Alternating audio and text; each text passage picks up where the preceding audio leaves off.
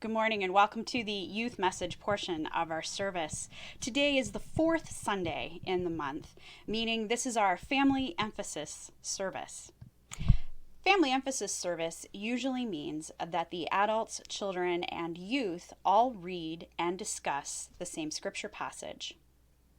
Today, I have a small experiment that I want to share with you, and perhaps it's one that you've done in a science class at some point in time. You can see over here on my table that I have a bowl of water and I have a glass, just a regular glass, and I have a piece of paper that says Youth Ministry Plans 2020. And since we're not using any of those, I thought, why not reuse the paper in this little experiment? Now, there is nothing fancy about this particular glass.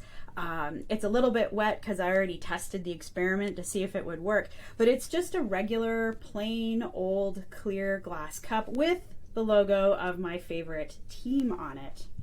Now, I'm going to take and I'm going to ball up this paper and I'm going to put it inside the cup, just like that.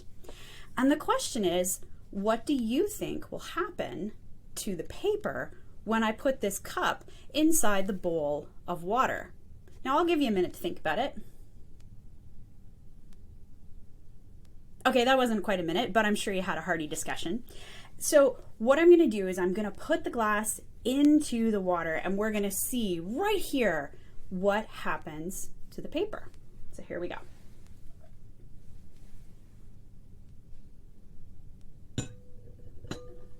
There we go.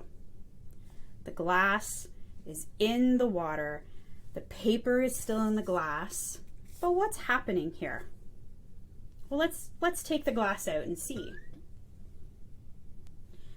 So our paper managed to stay inside the cup. It didn't fall out. But let's check and see if the paper is still dry. So if we pull it out,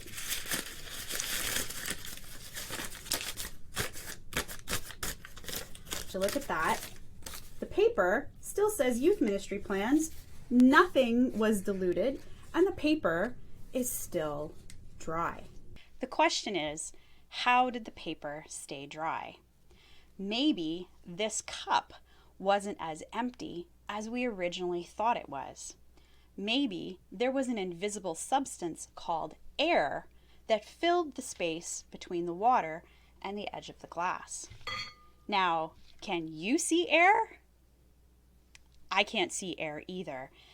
And even though we could not see it, we still knew that there was something happening inside that glass that was protecting the paper from getting wet. God, well, He's the same way. We can't see Him. However, He is always, always present. And this is a great message of comfort, especially for right now. We cannot see our friends and family the way we used to see them last year. And so we're working really creatively to keep connected and stay connected with those we love and love spending time with.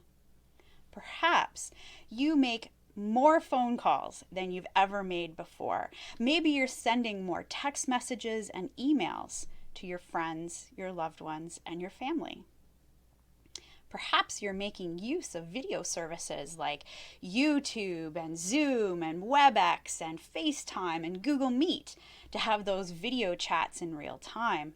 Or maybe you're doing things like TikTok and Instagram posts and Facebook Messenger to keep in touch with the people who mean so much to you.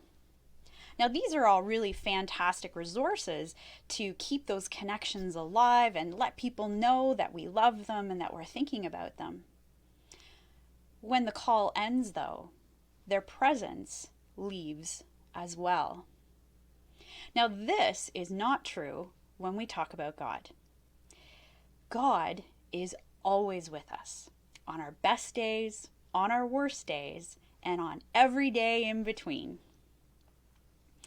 Better yet, He's not just there. He is actively working in our lives, just like the air was actively working in the cup to protect the paper and keep the water out. So until next week, you are not alone. God is everywhere and nearby. He is remembering you. He is hearing your prayers, and He is loving you very much.